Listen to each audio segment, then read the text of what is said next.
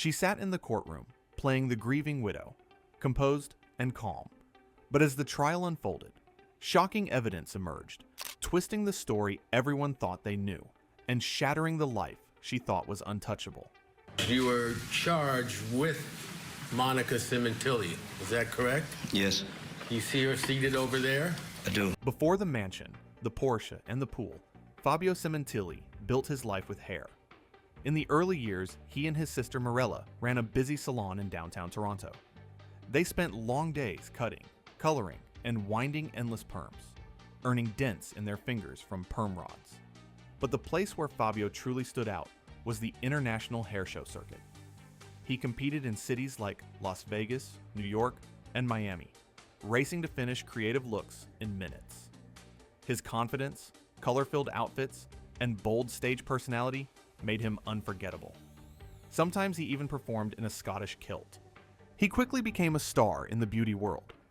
When celebrities came to Toronto, they called Fabio. He styled the hair of Jennifer Lopez, Russell Crowe, and Jackie Chan. His son from a previous marriage, Luigi, heard kids at school say they saw Fabio on TV talking about hair. Industry judges and journalists described him as different from everyone else, colorful, loud, and full of energy in a field where most people wore black. Despite the growing fame, Fabio stayed focused on family. His motto never changed. My family comes first. For me, the first thing is my family comes first. He liked Toronto and never planned to leave. But in 2007, Wella, one of the biggest salon color companies in the world, recruited him. After 3 years, he became creative director for Wella North America. By 2013, he was VP of Education, a respected executive with influence across the industry. During these early Toronto years, Monica entered his life. She was a makeup artist and first met Fabio as a customer in his salon chair. She had a polished look and an easy confidence that drew him in instantly. Their conversations turned into a relationship, and in 1997, they married.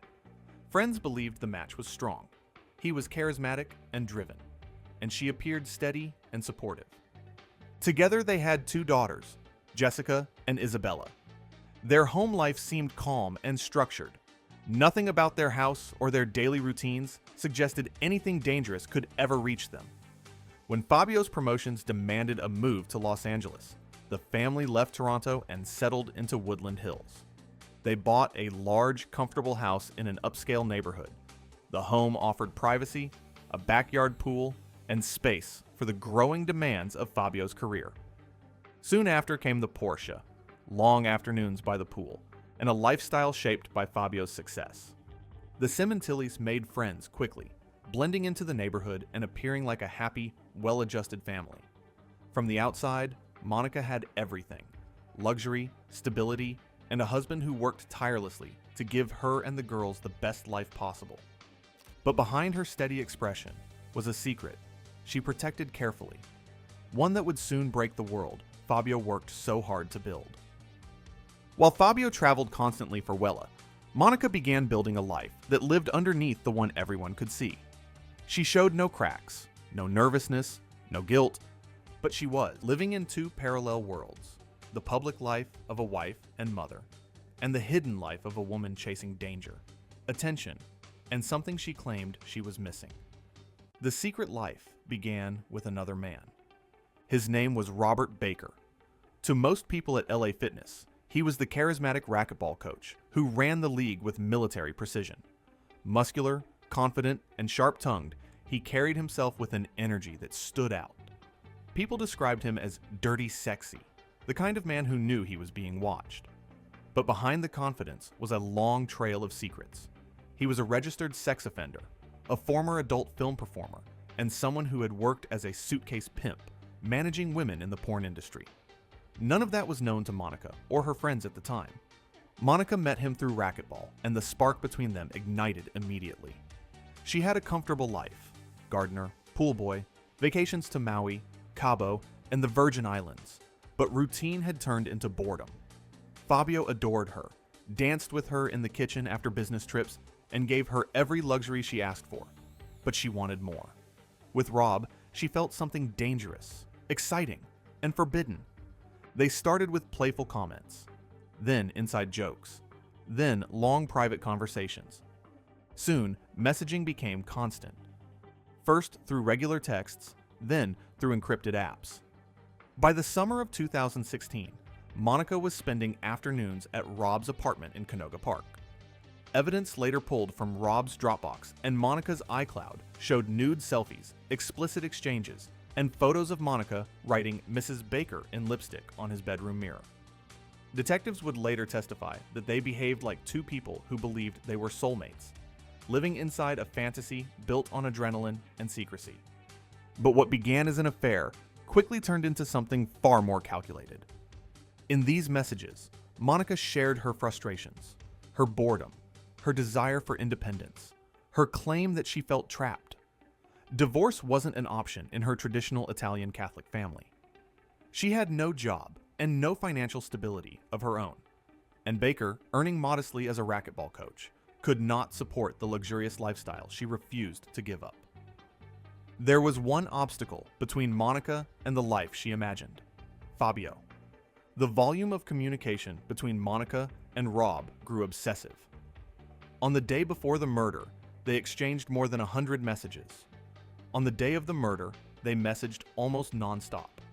Detectives would later show how their communications lined up precisely with the timeline of the attack.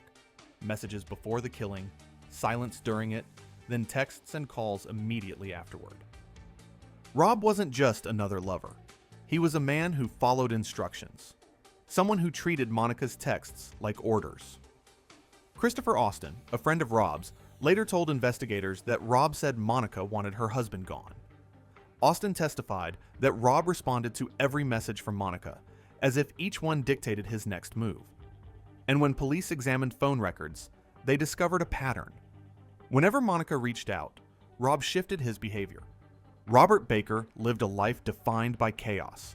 He had a long criminal record, a history of reckless decisions, and a need for adrenaline. He had bounced between identities: soldier, racquetball coach, porn performer, race car driver. Stability was not part of his world, but Monica made him believe he could have something better. A future with her, a life built on passion rather than discipline. He wanted Monica. Monica wanted escape, and together they began shaping a plan that would destroy the man who trusted her completely. They wanted a life without Fabio, and they were willing to take it. The affair alone was dangerous. But Monica and Robert crossed a line that changed everything. They began planning a murder. They studied Fabio's routines. They checked the house cameras. They tracked when he worked, when he rested, and when he stayed home alone. Monica even watched her home's live cameras on her phone during the day of the attack, checking when Robert had a clear path to move in. Their idea was simple to them, even if it was terrible: make the murder look like a robbery gone wrong. Hurt Fabio fast, take something small to confuse the police, leave the scene messy, and make Monica look like a shocked widow who had been out running errands at the time. They believed no one would question her. She was the grieving wife. They thought the world would mourn with her, and never imagined she had helped plan it all. They were wrong. January 23rd, 2017 began as any normal afternoon in the Sementilli home. Fabio was on the back patio, seated in his favorite outdoor chair, the spot where he filmed Fab Style Fridays, hosted friends for pig roasts, and talked to his daughters about school and life.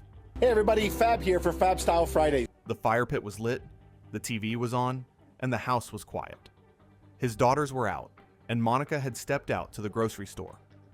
Fabio was relaxed, thinking ahead to his upcoming 50th birthday trip to Pebble Beach with his friends. He had built a life far beyond what he imagined growing up in Toronto's Little Italy as the son of a widowed mother. Even online, he looked like a man who knew he had been blessed. What he didn't know was that someone was already tracking his movements. A neighbor's surveillance camera later captured two men running toward the house.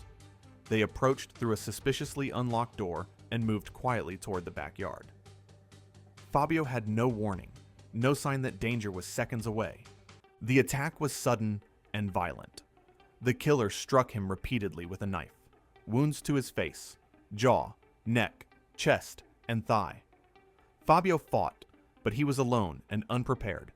The patio that had always been a place of celebration and family moments became the scene of a brutal murder. Minutes later, his 16-year-old daughter returned home. She walked into the backyard and saw her father collapsed near the pool, covered in blood and barely recognizable. Her screams echoed through the neighborhood as she called for help. Police and paramedics rushed to the scene, but it was too late. Fabio had already died on the patio he loved, only steps away from the life he believed was safe. When LAPD homicide detectives arrived at the Sementilli residence on January 23, 2017, the sun was going down. Inside the home, nothing matched a simple burglary. Bloody footprints streaked the kitchen floor. The master bedroom was ransacked in a way detectives immediately thought looked staged. Outside, the fire pit and TV were still running, as if someone had been interrupted mid-afternoon. Fabio Sementilli, 49, was found collapsed beside his favorite patio chair, lying in a fresh pool of blood. The medical examiner later testified he had been stabbed 7 times, one blow severing his jugular vein. Early evidence pointed investigators toward the knock-knock burglars, a prolific crew targeting high-end Los Angeles homes at the time. Surveillance footage from a neighbor's camera had captured 2 hooded figures running near the property just before the murder. Their presence, along with the ransacked master bedroom, initially supported the theory that Fabio interrupted a break-in, but inconsistencies emerged quickly. The crew was known for fleeing the moment they realized a home was occupied, and they had never killed anyone. Valuable items were left untouched, including Fabio's $8,000 Rolex still strapped to his wrist. And the home DVR system, crucial for reconstructing timelines, had its contents wiped, undercutting the robbery narrative further.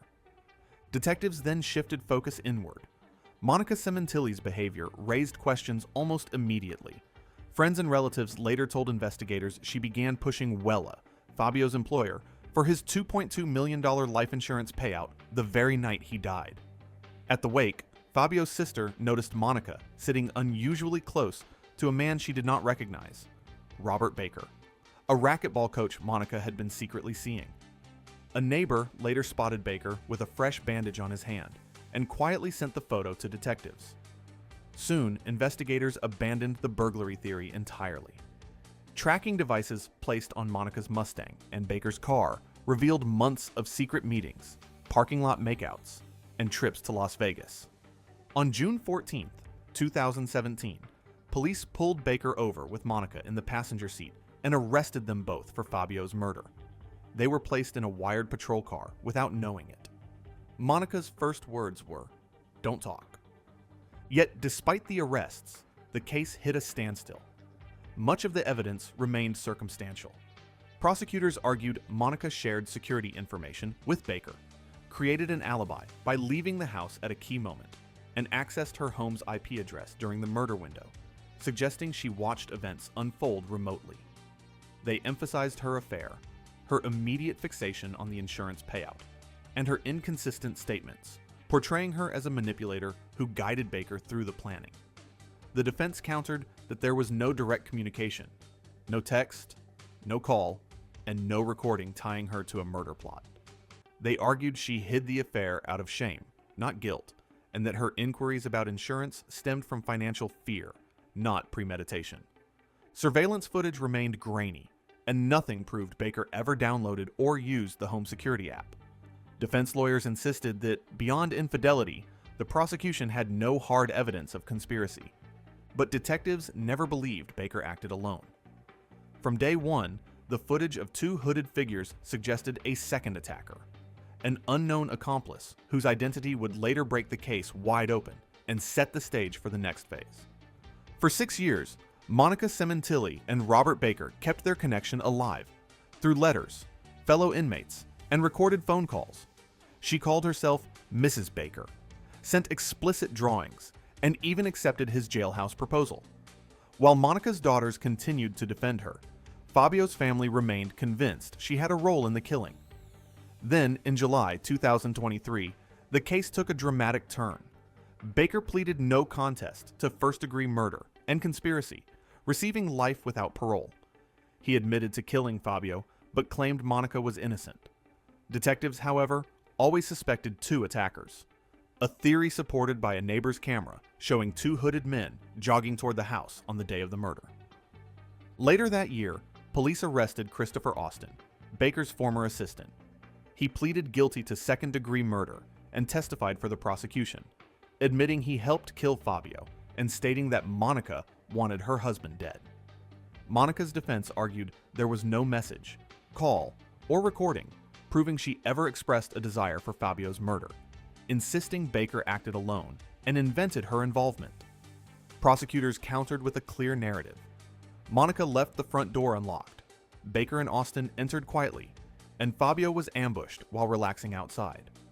According to Austin's testimony, Baker told him, "The wife wants it done," and claimed Monica would receive a substantial payout after Fabio's death. On Valentine's Day, 20-24, Baker gave a long confession to Monica's defense team, claiming he acted alone because divorce wasn't an option. It sounded like a final love letter, but the jury didn't buy it. After 2.5 months of testimony, the jury deliberated for nearly 9 hours.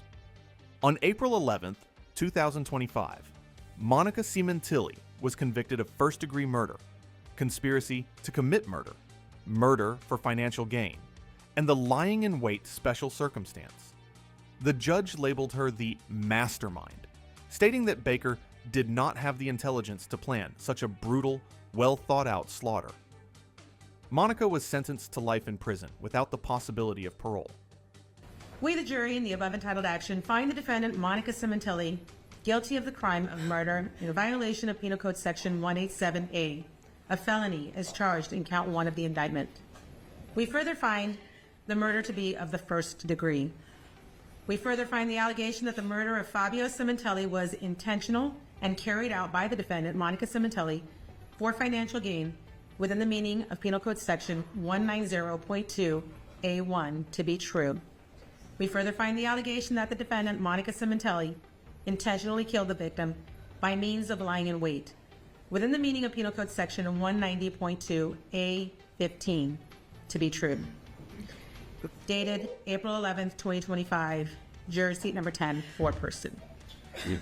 In the same case, title, and cause, we, the jury, in the above entitled action, find the defendant, Monica Sementilli, guilty of the crime of conspiracy to commit murder in violation of Penal Code Section 182A1, a felony as charged in Count 2 of the indictment. Christopher Austin, who had pleaded guilty to stabbing Fabio alongside Baker, was sentenced in May to 16 years to life in prison. Baker, after pleading no contest to murder charges, received life in prison without parole. Fabio's sisters described the crime as an unimaginable betrayal, while his son Luigi said the outcome was exactly what we hoped for. In contrast, Monica's daughters, who still believe in her innocence, cried in court, saying, "I've lost my dad, and now I'm losing my mom too." They vowed to continue fighting for an appeal. In a 2025 jail interview with CBS, Robert Baker maintained his long-standing claim. Monica didn't know. She didn't know anything. He dismissed the evidence, encrypted chats, home security logins, and suspicious messages as meaningless, insisting he acted alone, driven by obsession and desire. But prosecutors, the judge, and Fabio's family remained convinced that Monica orchestrated the crime, while Baker and Austin executed it. Fabio, they believe, never saw it coming. At Monica Sementilli's sentencing, Fabio's family left no doubt about their feelings. 8 relatives spoke, describing the murder as a premeditated execution carried out by cowards at the behest of a woman they called heartless and manipulative. Monica Sementilli, Fabio's youngest sister, spoke chillingly of Monica's future in prison. "I read that inmates make sure newcomers get a brutal welcome, disgusting food, and poor hygiene, and I can't deny I like the sounds of that. With every holiday, I will grow more at peace, knowing Monica is eating food that even the rats don't want to eat." Others were equally forceful. Stephanie Avila, Fabio's niece-in-law, said Monica's actions were so calculated, so cruel, and so utterly heartless against her own child. Loretta Pacillo, Fabio's sister, called Monica sex-crazed and demonic, condemning her for destroying a family and a life for lust, greed, attention. Even in the courtroom's intensity, Monica's daughters, Jessica and Isabella, addressed both their mother's sentencing and Christopher Austin's. They spoke of love for both parents while condemning the men who killed their father. Isabella criticized the plea deal that let Austin walk free temporarily. Congratulations to the prosecution for knowing who murdered my dad the first night and letting him roam the streets for 6 months. I don't understand how you all fall asleep at night. The statements underscored the lasting impact of Fabio's murder: grief, anger, and a family determined to hold everyone accountable, even as the legal system weighed guilt, manipulation, and betrayal.